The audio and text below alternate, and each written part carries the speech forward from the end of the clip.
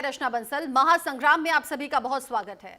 बंगाल में विधानसभा चुनाव से ठीक पहले धर्म युद्ध चल रहा है। मुर्शिदाबाद में टीएमसी के निलंबित विधायक हुमायूं कबीर ने बाबरी मस्जिद के नाम पर एक मस्जिद की नींव रखी। माथे पर ईंटें रखकर हुमायूं कबीर के समर्थक बेलडांगा पहुंचे, जहां मस्जिद की नींव रखी हुई है। हुमायूं कबीर के इस कदम से राजनीति तो गरमाई ही, साथ ही साथ अब धर्म युद्ध अलग छिड़ गया है। कोलकाता के ब्रिगेड ग्राउंड पर 5 लाख सनातनियों का महासमागम हुआ। 150 संतों के नेतृत्व में सामूहिक गीता पाठ किया गया। ये कार्यक्रम बागेश्वर धाम के धीरेन्द्र शास्त्री की उपस्थिति में संपन्न हुआ।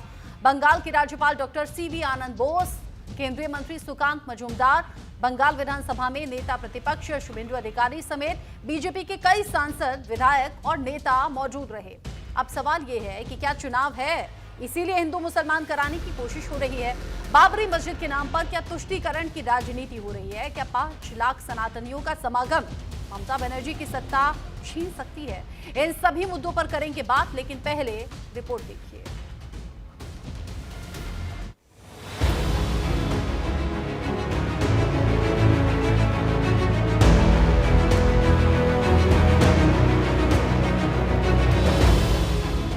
श्रीमद् भगवत गीता पाठ में बिहार समेत कई राज्यों से आए साधु संतों और लगभग 5 लाख सनातन धर्मावलंबियों ने भाग लिया।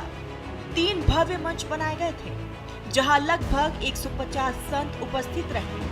कार्यक्रम का आयोजन सुबह 9 बजे से दोपहर 12:30 बजे तक भूमि पूजन के साथ किया गया। इस आयोजन में ज्ञानानंद महाराज जी मुख्य अतिथि रहे।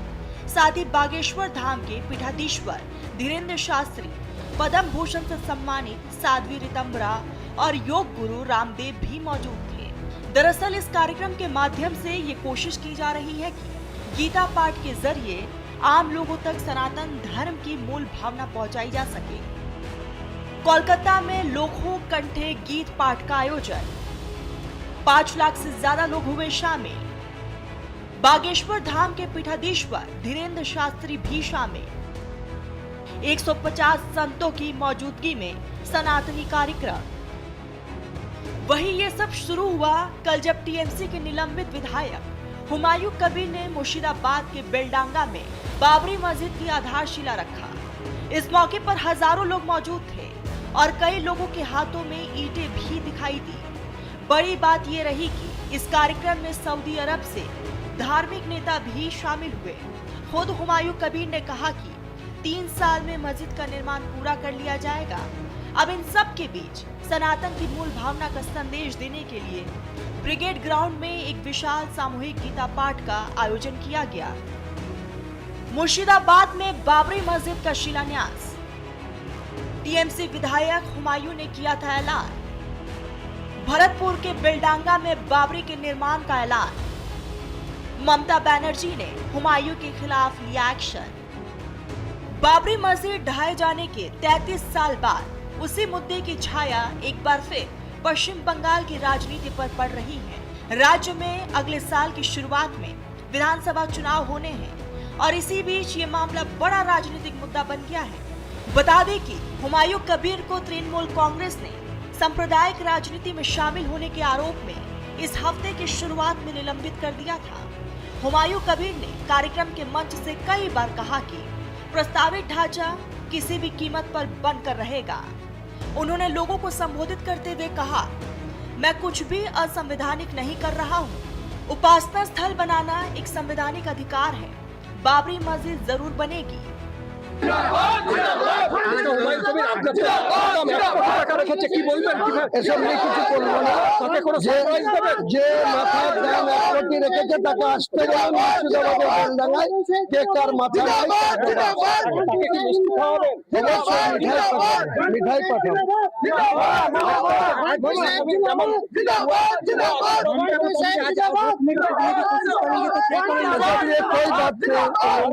आज का काम है मेरा बाबरी मस्जिद का। पुलिस ने आपको नहीं बुलाया, मुझे को साथ बात हो चुका हो, मुझे को साथ बात हो चुका हो, प्रशासन दे रहा है,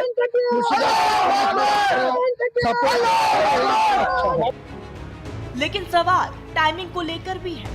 दरअसल अगले साल की शुरुआत में पश्चिम बंगाल में विधानसभा चुनाव है। इससे पहले ही राज्य में धर्म के आधार पर राजनीति शुरू हो गई है। पश्चिम बंगाल के मुर्शिदाबाद में शनिवार को टीएमसी के निष्कासित विधायक हुमायूं कबीर ने बेलडांगा में बाबरी मस्जिद की नींव रखी, जिस पर अब सियासी संग्राम भी शुरू हो गया है। बीजेपी का कहना है कि मुख्यमंत्री ममता बनर्जी बंगाल को बांग्लादेश बनाने की कोशिश कर रही है। ये ममता बनर्जी का हिडन एजेंडा है और ममता बनर्जी ने लोगों को आंख में धूल झोंकने के लिए वो अपने एमएलए को सस्पेंड किया, कबीर को, लेकिन बंगाल में जब तक बीजेपी का कार्यकर्ता एक भी जिंदा है, इनका विरोध करता रहूंगा। और ये बांग्लादेशी मुसलमानों का, रोहिंग्या मुसलमानों का आज जिस ढंग से बंगाल को चारागाह बना दिया है, हिंदुओं पे प्रहार हो रहा है, बंगाल को बांग्लादेश बनाना चाहती है, ये बीजेपी के कार्यकर्ता जब तक है होने नहीं। बंगाल में एसआईआर को लेकर बहुत सारा गड़बड़ हो रहा है, धांधली हो रही है। ऐसे लाखों लोग हैं जो यहाँ का सिटीजन नहीं है, उनके पास डॉक्यूमेंट भी नहीं है, लेकिन उन्होंने फॉर्म लिया और फॉर्म फिलअप किया है। इसलिए स्क्रूटिनी यहाँ पूरा होना चाहिए। किसी ने बाप के जगह के नाम पर ससुर का नाम लिख दिया है, कहीं पर 2 बेटा था उसका 4 बेटा हो गया, एड्रेस दिखा दिया वहाँ, और कोई दादाजी का नाम दे दिया है जिसके साथ कोई लिंक नहीं है, यहाँ का संबंध नहीं है, वो असल में उसका दादाजी है कि नहीं वो भी कोई प्रमाणित नहीं है।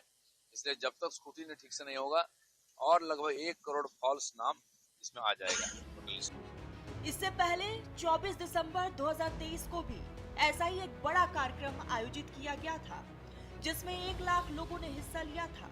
इस बार 5 लाख लोगों की मौजूदगी में कार्यक्रम का आयोजन किया गया।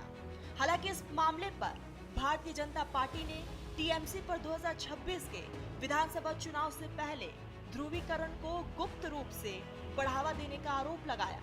तो वही सत्तारूढ़ तृणमूल ने कबीर के कृत्यों से खुद को अलग कर लिया और उनके निलंबन को इस बात का सबूत बताया कि वो उनकी राजनीति का समर्थन नहीं करती। लेकिन सवाल यही कि क्या बंगाल की राजनीति को सांप्रदायिक रूप देने की कोशिश हो रही है? Bureau report, news India.